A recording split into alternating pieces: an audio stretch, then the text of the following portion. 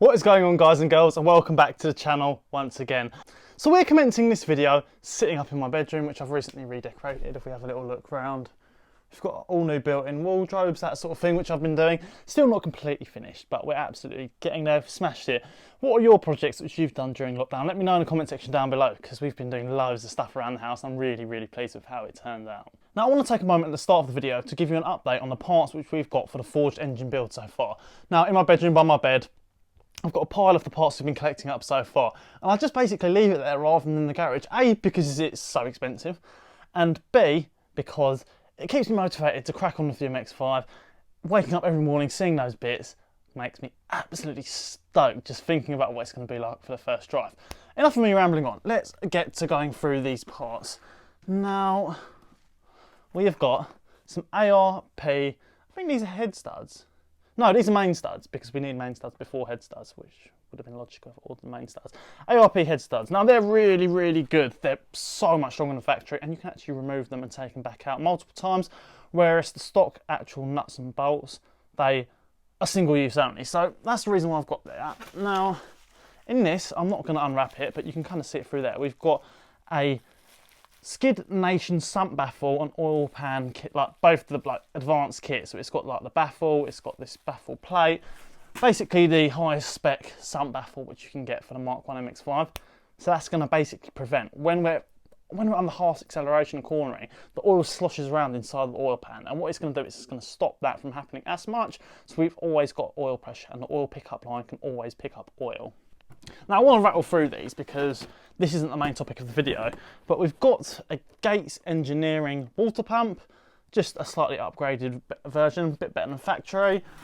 We have got, oh bloody hell if I can reach, down here, we've got ACL race bearings, we've got the main ones, and I don't know where the other box has gone.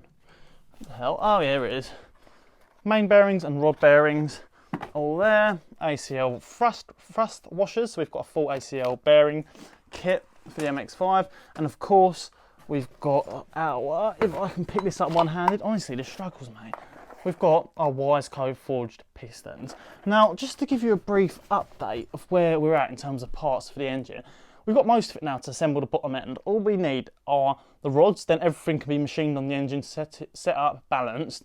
Then for the bottom end, we still need a Boundary Engineering billet gear oil pump, an ATI super damper, that's pretty much the whole bottom end. And then we're pretty much there with the engine. We just need a couple of little bits and pieces, ancillaries, all that sort of good stuff, and the engine will be assembled, ready to drop back in the MX-5. So we're getting so much closer. The connecting rods are on order at time of watching this video, so hopefully we'll get them. I think they're like a 2 to 4 week wait, but hopefully they're slightly quicker. But that being said, with the current climate, because of coronavirus, it may take slightly longer. Now, just in another update, we have also got some new Bosch hole saws and loads of like grinding dread mill attachments for my rotary tool. So you're probably wondering what's that for. If you watched part 1 of my bonnet quick release catch video, you'll see my hole saws were super blunt. So we've got a new set of those. So we're going to pick that video up tomorrow morning. So that video will be up very shortly after this one, probably the next upload. But yeah, just want to do a little update at the beginning of the video in terms of the parts for the forged engine. Right, so now you join me picking up the video in my office, which as you guys probably know if you're frequent viewers of the channel, this is my studio almost, or current studio for the Petrolhead podcast. The Petrolhead podcast is a podcast where I've basically been talking everything Petrolhead related, so be sure to check out episode 1 and 2. I'm going to be filming episode 3 as soon as I finished filming this video. So check that out. We've discussed loads of topics on there so far in the 2 episodes which we've had, including my car history to date, so be sure definitely to check those out. But anyway, topic of this video is what has happened to Exhausted. Now I did cover this in a video maybe a month or so ago called A Big Change, but I've had so many comments, questions, Instagram, Facebook, the whole lot, YouTube in fact as well, saying what's happened to Exhausted, and I think people haven't realised the switch. So guys, if you're watching this video, I am exhausted. You probably can tell surely by my ludicrously annoying voice and this stupid face right here, but this is me. The channel has just been rebranded to my personal name because I wanted to make things a bit more personal to me on the channel, and yeah, at the end of the day all it was a channel name. So the channel is still here, Same person, same everything, same MX-5, same stupid modifications, but the channel name's just been switched up.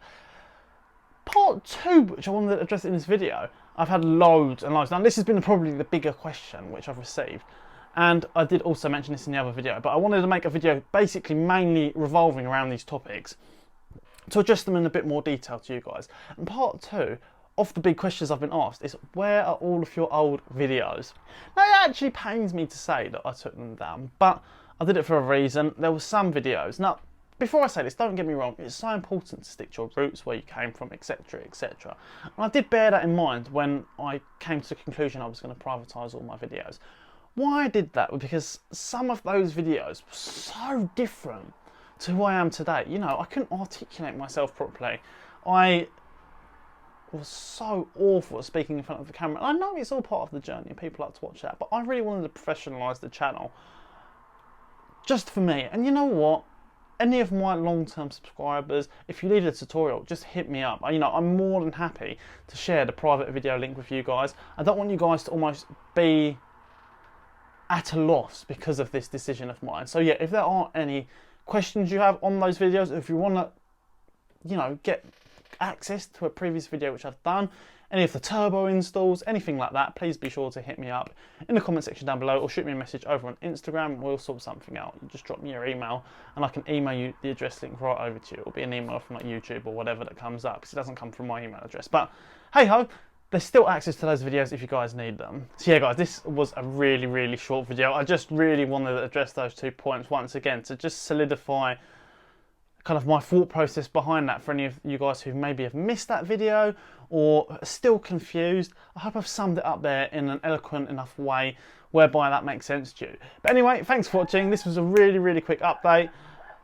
My dog's going nuts in the background, but hey ho, let's finish off the video. Don't forget to like, comment and subscribe. I'll catch you all in the next one. Peace.